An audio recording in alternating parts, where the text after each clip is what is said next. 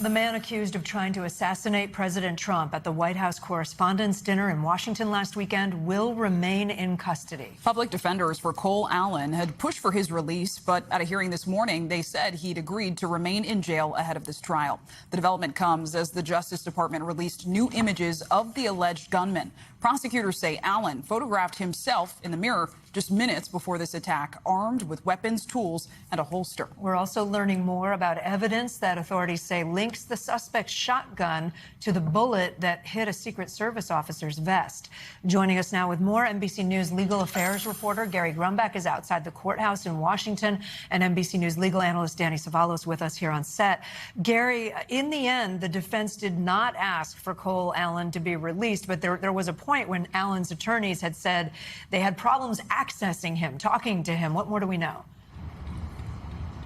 Yeah, usually when an attorney wants to meet with a client in a jail, they're taken into a private room so they're able to have conversations and maintain that attorney-client confidentiality and attorney-client privilege. Apparently that didn't happen here. Public defenders are saying that they were only given a phone in the middle of a public waiting room to be able to talk to their client through sort of a glass door, and the client was shackled to 5 different points, so not able to really even communicate that well with each other. That's a real problem. That's a real violation of the Sixth Amendment. The judge should say they're ordering that make sure that they are given a private room. So we'll see if this continues in the future. It could cause a real problem in the future with this trial if this becomes a real issue.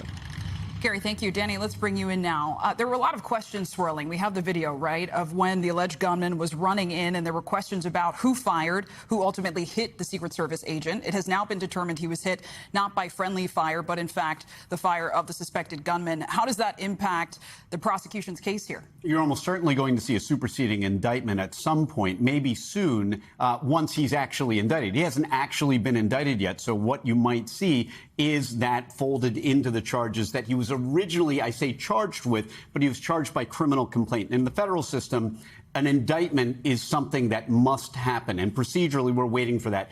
If they don't indict, they'll have to have a preliminary hearing. But my expectation is that within the next 10 days, you will see an indictment, and you will see, I call them new charges because they weren't in the complaint, but now that ballistics appear to be somewhat in, they know that they can charge at least with harm to an officer. All right, and Gary, we're also learning new details about Allen's alleged behavior leading up to the shooting on Saturday. What can you tell us about that? Yeah, his attorneys are calling him a good Christian man with no criminal background, no criminal history, but he was very clearly very intent on what he wanted to do. He was researching everything about the president and the president's schedule. He was even watching a live stream of the Correspondents' Dinner as it was happening before he went downstairs. Guys. Chilling details there. Gary Grumbach, Danny Savalos. Thank you both. We thank you for watching, and remember, stay updated on breaking news and top stories on the NBC News app or watch live on our YouTube channel.